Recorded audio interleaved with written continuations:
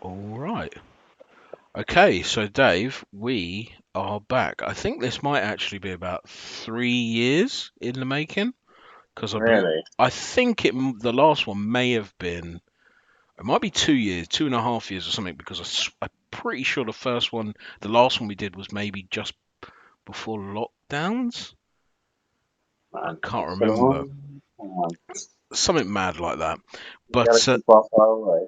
yeah, well, yeah, exactly. And lovely segue from you there, Dave. Obviously, today we're going to be talking about Star Wars, um, as it was originally known. Obviously, now it's Episode 4, New Hope.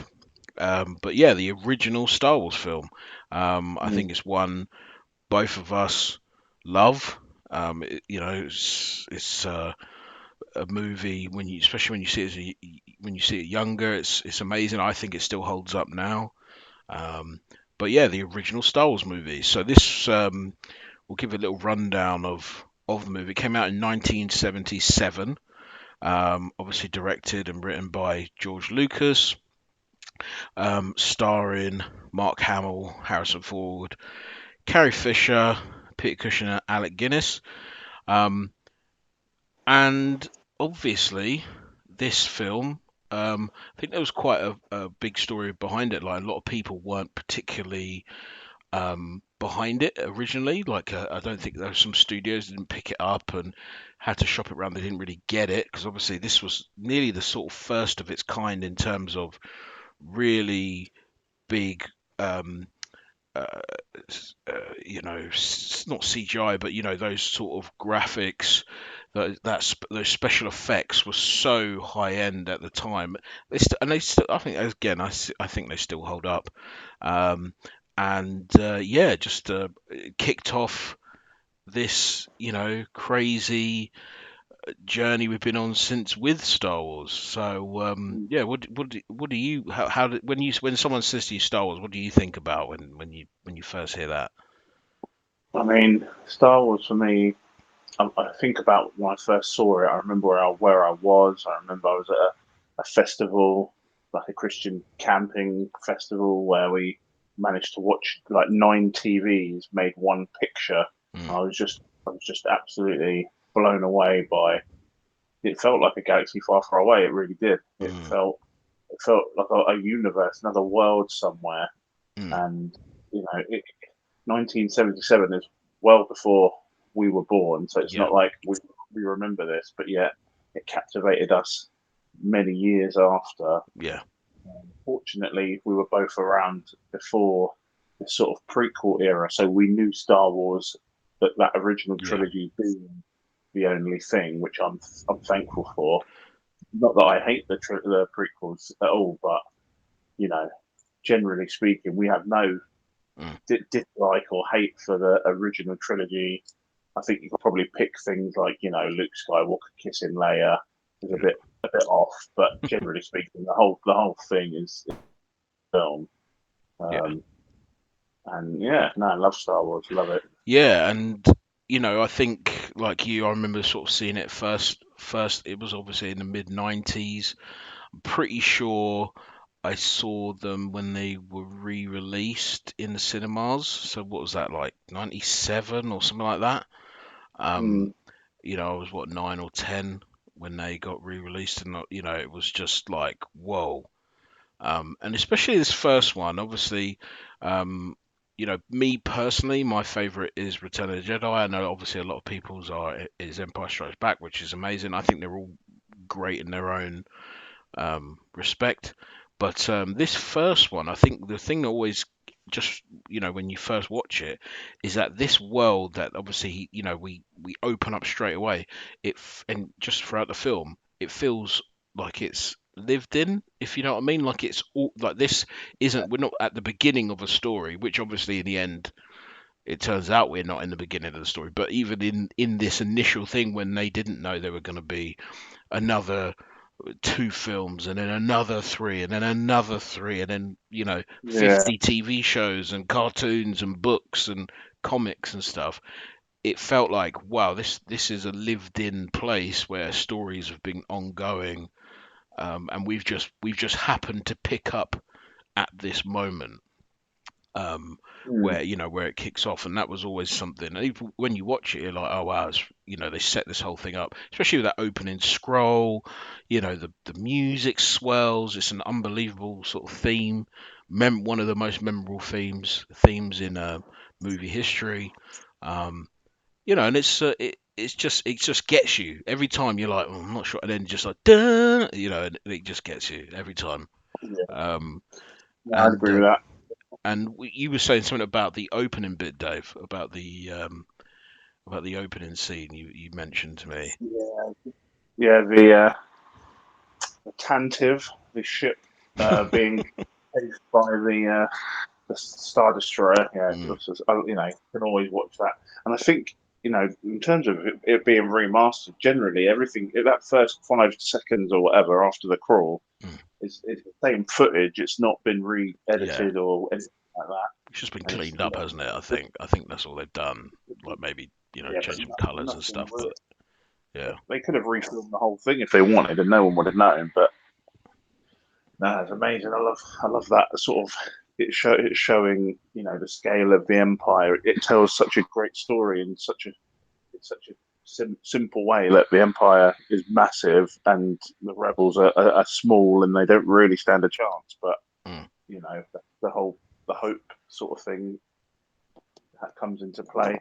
Yeah, Um, absolutely. And what I was just thinking about is obviously just talking about the special effects. Um, I think there's another channel, Corridor Crew. You may have seen them, Corridor Digital. They do that visual artist react, and they did a whole breakdown of Star Wars, and it's incredible what they did to get those models looking great, um, get those bit like uh, Thunderbirds, isn't it? yeah, just getting that stuff looking amazing. Um, and it was just that they managed to really, like you said, that scale was so amazing. Um, Mm. and Yeah, you felt like you're watching ships in space. You didn't think, "Oh, that's a model," or obviously you kind of know, but you take you're in it straight away. absolutely, and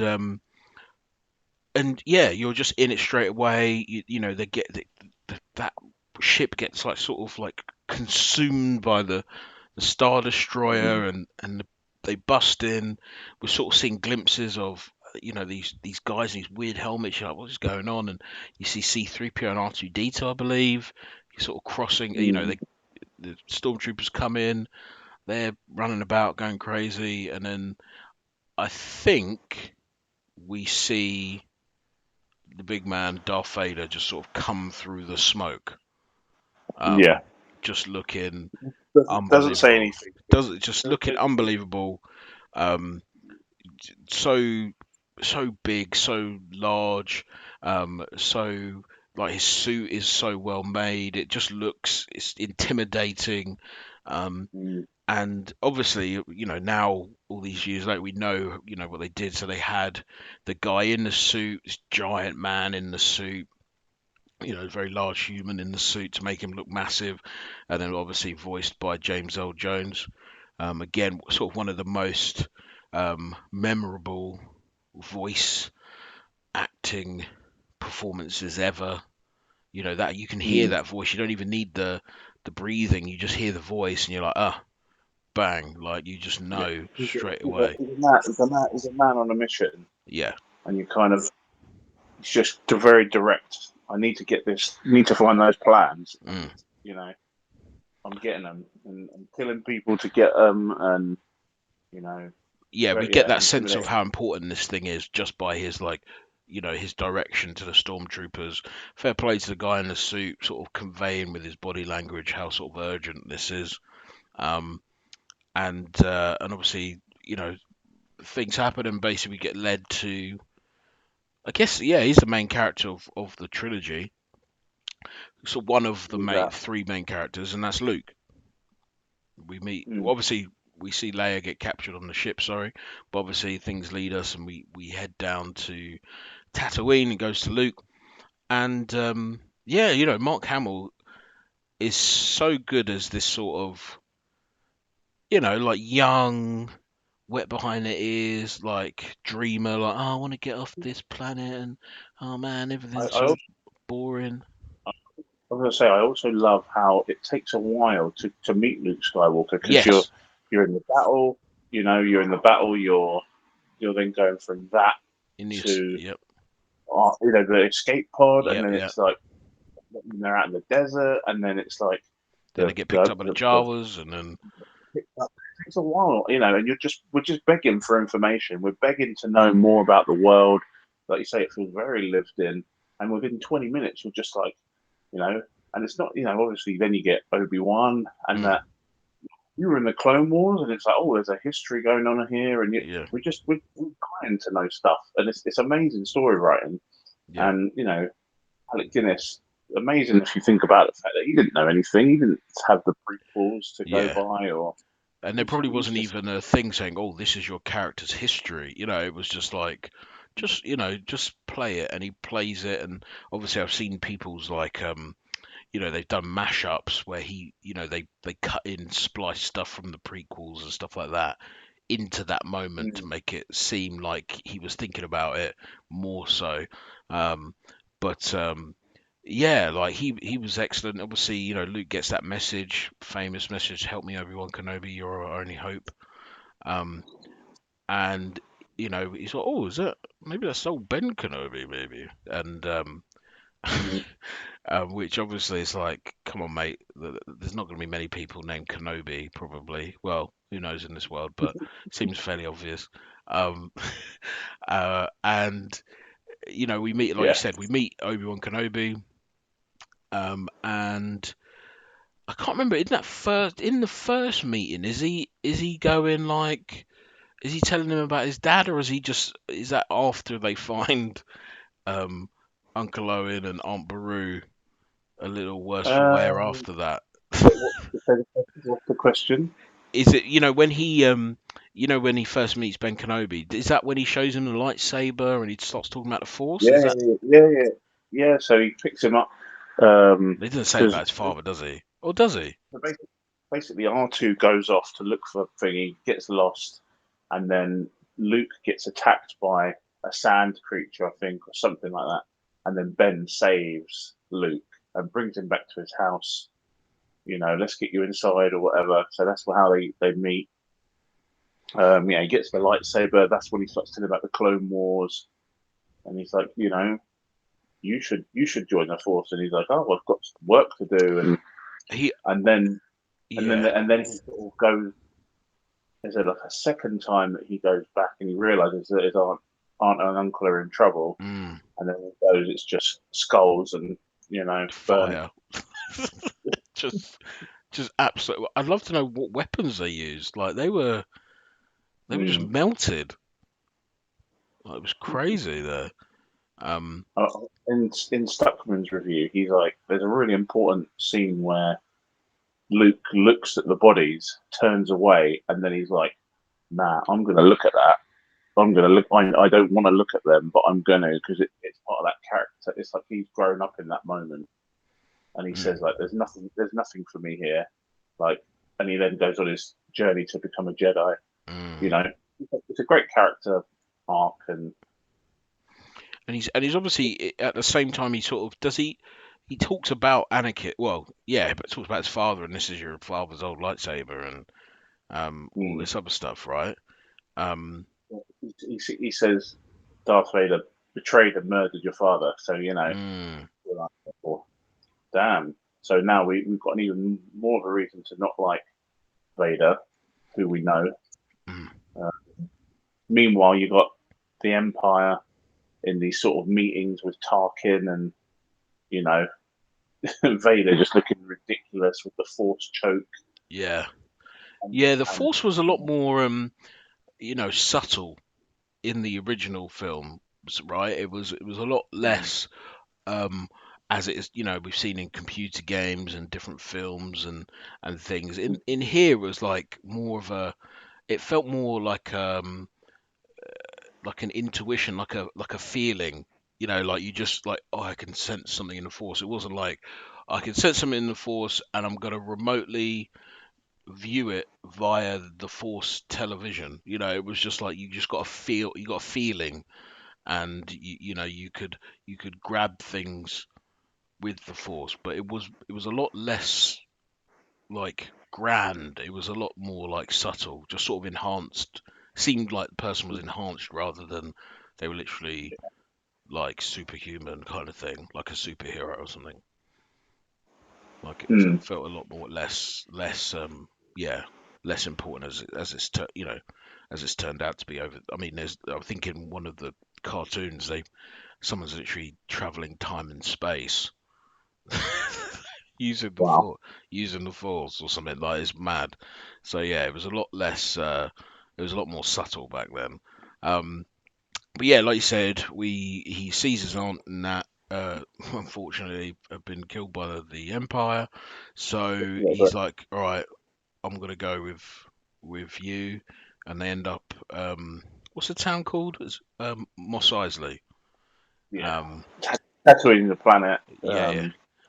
But the Mos city or Eisley. whatever is Yeah. in Moss Isley, and we go cut to the bar, and in our first introduction to uh, is it hive of villainy and scum or something? Is Obi-Wan Mm. says, but we meet Han Solo, obviously Harrison Ford.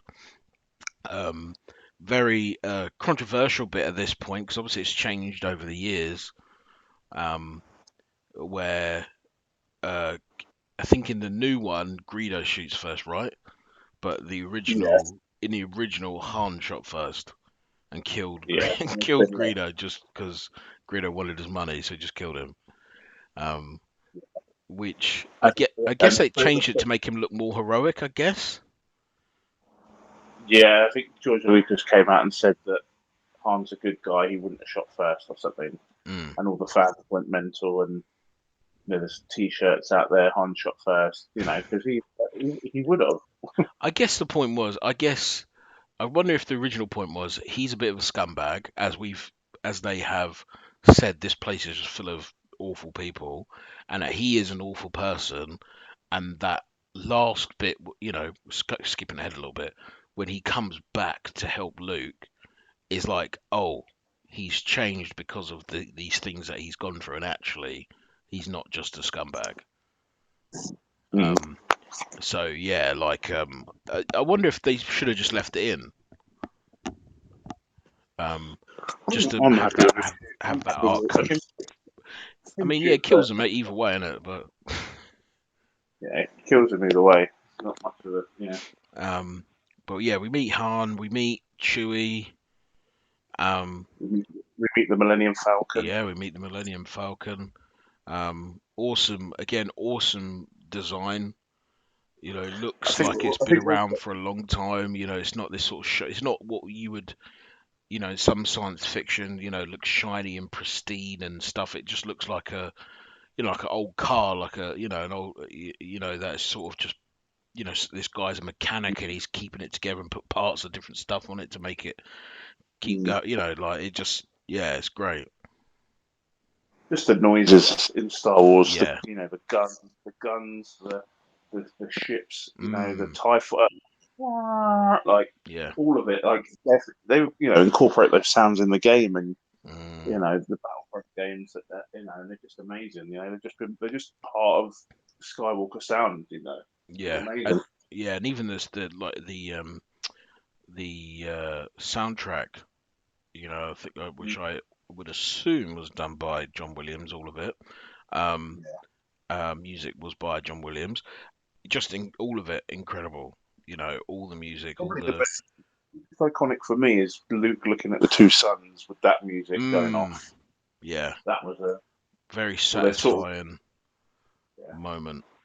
We're not going to go through the whole film, but obviously No, that's the kind of the way we're doing it. yeah, yeah, But yeah, I mean, the Death Star that they're on, you get to see it as almost like a building at first, yeah. an operational office And space. even You that can do, moment when they're like, they obviously try and go to Alderaan, and they're like, "Where the hell is it?"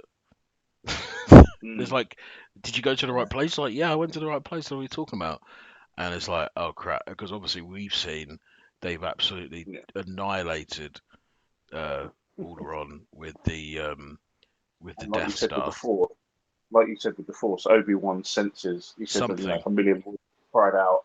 yeah. So he knew it, but he didn't quite know it. But then when he got there, he Like he realised, knew something had happened, but he didn't like see it happen in the Force. He was like, oh, something just affected him. Something he heard, he felt something, but he didn't know exactly what until obviously they got there. And then they're like, where's that moon come from? It's like I think that's he's no moon. standing up in the scene, and then he can't stand up anymore, and he's like, I need to sit down. Yeah, Or it's like it overwhelmed him. Um, but yeah, they're like, that's no moon, and it's like, okay, we need to turn away, and then they can't turn away, right? And yeah, I think the tractor beam starts pulling them in because they're close to the Death Star, and it's like, let's go to that moon. I That's think no when they moon. get tractor beamed on, doesn't there's a bit I think Darth Vader's like, there's a presence I've not felt, and Yeah, you sort and of yeah. But obviously, once they get on there, I think they realise there's a princess on there, and they save her. Obviously, when finally we meet the third main character in Princess Leia, played by Carrie Fisher, who was so great in this, in all of them really, in these trilogy. She was very different to a lot of uh, heroines at the time. She was headstrong and she took charge and she was sort of bossing these guys around and sort of, made fun of Luke when he's in his little stormtrooper outfit. And she's like, "You're a bit short for a stormtrooper, aren't you?" Like, and she's, just think very, about it. You actually see her first, don't you? Because she puts the plans yeah, of course. for But I Obi-Wan. mean, we properly meet her Mm. later on, like properly, see her and talk to her, and because obviously we've seen her sort of get bullied by that Grand Moff Tarkin and other stuff, but interacting with Luke and Han is just, it's great to see, isn't it? Like, see Mm. that and see where they go, and you watch these three, and you're like, oh man, that shit there was a missed opportunity in the later films, which obviously we'll get to, maybe, who knows. Um, but the sequel should have just had the opening scene should have just been those three because they're so good together Mm. on the screen. Um, but yeah, they obviously make it off the Death Star thanks to Obi-Wan, who has a fight with Darth Vader. Um, you're not going to need to jump through every story beat, but yeah, big one is Obi-Wan's fighting Darth Vader, and we find out that you know they have a prior relationship. They're fighting, and he says to him, last time I saw you, I was but the learner. Now I am the master. And again, seeing this lightsaber fight compared to some of the ones we got later on is fun. Even to be fair, even compared to Empire Strikes Back and Return of the Jedi, this one was very Mm. tame. Um, Yeah. So obviously, it introduces, doesn't it? yeah, yeah. It But introduces the obviously, blades and what they can do. it's supposed to be compared to like the old, I guess like the old sword fighting movies and stuff like that. It's less acrobatic or anything like that. It's more just sort of blocking and thrusting, and they're trying to work an advantage and stuff like that. And But then but they are very old, so yes, it's not even like you're talking about prime people, are you? You're talking about mm. people at the very end, which makes it even better in a way. Well, how was I guess Anakin at this point is what, like 50, 40, like Maybe in his older. 40s or something, in his 50s. I can't. He's probably in his 50s, probably.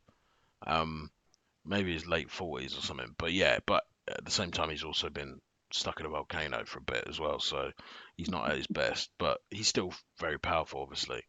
Um, but yeah, Obi-Wan realizes, he's not going to get out of there, so he just gets. I guess he turns into a Force ghost on purpose Yeah, by he realizes in the moment that he can save Luke, I Mm, think, well, he can, he kind of alludes to it, doesn't he? If you strike me down, yeah. I can become more powerful. I always joke to say, "Oh, that lightsaber's so powerful it just burnt into the sake of Yeah, that was wind always a up." We classic. know that. It was so powerful it disintegrated him. Yeah, but, Oh my goodness. Oh, you and those blue that's and red sort of stuff. lightsabers. Got to love a little red lightsaber. Um, and I guess after this we get to like the the biggest fanciest bit of the movie, which we go to the rebel base. Luke's like, sign me up, and it's like, dude, calm yourself down. But obviously, it's sort of established he's a pilot of some description, of some Mm, merit, because they said, oh, this guy is really good. You gotta let him do it and stuff. Um, and he obviously volunteers to help with this Death Star run because they've retrieved the mm, plans for the Death Star. And know there is an issue with the little what's it exhaust port um, mm. on the thing. So at this point, Han's like, nice one, kid. Look after yourself. Catch you later. I'm off. I got my big pot of money from the princess, so I'm off later. And he sort of looks at him as like nods, and it looks like he feels bad about it, and but he's off, and Luke, we get to see X-wings, and I think we see some Y-wings as well. Um, but again, the the vehicles, the ships are so well done. I love the X-wing. I love the way it looks, the way it sounds, the way it goes from just normal fly mode to like attack mode, and then you know those wings open up, and they've got little R2 sitting on the back. Like it's so well done. Like, it's just every time I see one, I'm smiling because it's like, oh, that is so Well, what good, did you isn't it? say? 1977, Yeah, and you can still go into a shop today and buy an X-wing or buy a yeah, Luke Skywalker. Like that's how popular, that's how good these films are. yeah, They're films that are coming out this year, and their toys will be on the shelf mm, for what 6 months. yeah, yeah. These toys are going to be around forever. Basically, They're going to be redone forever. I recently bought an X-wing. You know, at a shop. Where we live, mm, and you can buy it in a Morrison's. You can buy it in Tesco. You can buy. It's a supply and demand. People still want these ships. yeah, Um, doesn't matter when they were made. absolutely. So yeah, they're just so iconic. The ship designs, these original ones, are just people. You hear, like you said, you hear it, you can see it. It's just excellent. Um, and they go on this again. Seeing the behind the scenes of how they made this is incredible. Um, but we get to fight the Death Star, trying to blow it up. And the sort of again one of the most famous bits is the trench run. Going into trying to get this exhaust port, and he's flying. People have tried. They're getting killed. Readily. Oh my god! And they're blowing up and stuff. And a few of these sort of side characters that literally got introduced like a minute before blowing up, and you're like, no, Porkins or whatever it is, and these guys that are just getting blown up in this thing. And Luke goes down there, and you feel the danger because we've already seen um, that people are dying going into this trench, so you already get that sort of sense of like, oh, this is a dangerous situation. Um, they You get, feel like they could lose. You feel like they could lose this battle as yeah, well, don't you? because it's quite overwhelming. Yeah. Obviously, I think the point is that they have to send TIE fighters out because the guns can't hit them, I think, isn't it? Or something, because they're too small and fast. Um, Yeah. so they send the TIE fighters out. TIE fighters are killing people. I think Wedge may have hit the exhaust pipe but didn't get it right. So he has to go. And he doesn't get a medal. Huh? Wedge doesn't get a I medal at know, the end. right? Yeah, at the end. So we'll talk about that in a sec. And and so Luke goes down and he's got the targeting system up, and then we hear, "Use the Force, Luke." You know, this again, another very iconic thing from this movie. Very famous line. Is everyone know he hears Obi-Wan. I guess he doesn't really know what the hell's going on. Like, is this maybe it's just his memory? Like, he doesn't understand really at that point what's actually happening, and he turns off his target, and they're going, what the hell's going on? And I think even Darth Vader comments, "Force is strong with this one." Yeah, Um, and just as Darth locks onto Luke, we see he gets hit, I think, by the Millennium Falcon, right? And you see yeah. Han, I he's think come back to it help. takes out one. It takes out one of the ships. Yeah, There's a bit of a if you actually watch, there's a bit of a weird knock that the second ship does into Vader, which spins off. launches him off. Yeah. And I always thought, oh, that was a bit weird. And when I heard Rogue One was coming out, a part of me thought, because the trailers showed Jyn Mm. Erso in a suit that represented like a Oh TIE yeah, yeah. fighter, I thought, are they going to put her next to, and she's going to knock into him, and that's how she died? But obviously they didn't go that route. But yeah, Yeah, no, going back to it going is back an odd, but to he spins off into space, and then like Luke takes a shot using the Force, hits it, they fly away, and the Death Star, bang, it's gone. They yeah. killed it. They destroyed it. Just as I think they were about to destroy the Rebel base, I believe. Mm. Um, so they I mean, managed. I love how it blows up. Yeah, And obviously it's a great nowadays explosion. nowadays it would look better and whatever, but I still love it. I still love it. It's a moment of victory. Of yes, they did it. And then obviously you get Darth Vader floating off, and you're like, oh, he survived. Yeah, Um, and yeah, I remember I remember not thinking anything of that when I was a kid. And then yeah, my uncle absolutely. was like, oh well, maybe we'll see him again. I was like, oh no. That was me prior to realizing like post credit type scenes. Um, And then, like you said, we get to this medal ceremony where everyone, there was a lot of people that win in this, in this battle, but the only people getting medals yeah, are Luke. Is it Luke and Han? And is that it? Isn't it? he gets one. Who? Yeah, that's it. Chewie doesn't get one. He's No, he standing doesn't get there. anything. No one else gets Just, one. I oh, mean, it's a great shot though. You've got Luke and Han, you've got Chewie, you've it's the got most. Leia, you've got I would say C-3PO. it's the most.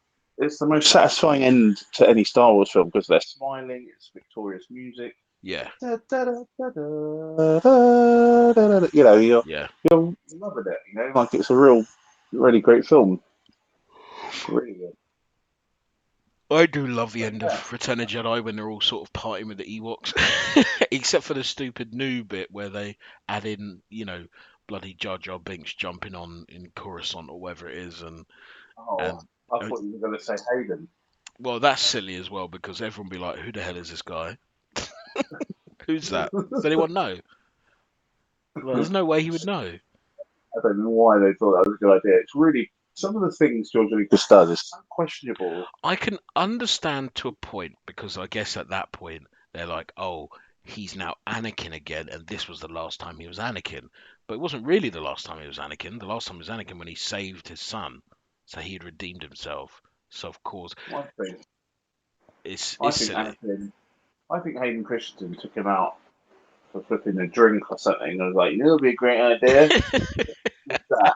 I'm like, cool, Dad. I think it's a good Yeah, idea. I just think they should have left it alone. It's like, have you ever seen It'd be like putting Obi-Wan, putting like Ewan McGregor's head there. It's like, no, just stop. you ever seen have you ever seen when Samuel L. Jackson asks for his lightsaber to be purple Oh yeah, and he just does it. and what's his name? George Lucas just does it, doesn't George Lucas is like, well, maybe. And it's like, idiot. You can't just do it because you want it. There's a it? meaning to it. But yeah, sorry, we got a bit sidetracked there. But yeah, that happens at the end of Return. But I do like that the music at the end of Return Jedi. It's got like do do do do do. It's got that sort of, and it sort of Probably goes. save that for our, Yeah, our review of that one. yeah. We'll save it for then. We'll do, But we'll do Empire next time around. yes. We'll do all three because we we were talking about it and we thought to do them in individuals because they're all three such good films. They deserve their own. But I think we're going to try and do this a bit more Yeah. Now regular. we've found a way that's a bit more Yeah. accessible. So that's my fault. I am the tech guy, and I just couldn't find a way to do it. I finally stumbled across a way, and so yeah, we should be able to do it. And we're gonna try and get a couple other people on if they want to chat about a film they like, or if whatever. And me and Dave are gonna do some films maybe one of us doesn't like, or maybe films that we both don't like or both love or We'll whatever. have a bit of fun with it and Yeah, exactly. increase our library, and hopefully you guys enjoy.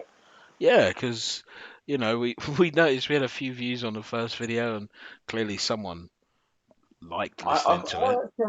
I had some friends go, "Are you going to do any more?" I was like, "Oh, you listen to it?" They're like, yeah. I was like, "Oh, okay." So I Okay, think well we'll do it and we'll see.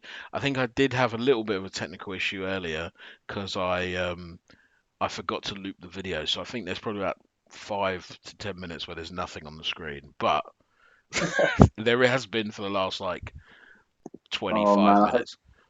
I hope you've been recording this whole thing. It's 100% recorded. It's just on the screen. It may have been blank at that point, but it has been, and now I understand for the next time. So you're just working out some kinks, obviously, but yeah, because we can just jump on now and do it because this is really easy to do. We'll Yeah. um we'll carry on doing this. So obviously it's All right, mostly so with gone. Star Wars, then let's end on maybe another scene or something you want to like a personal favourite or What in the film?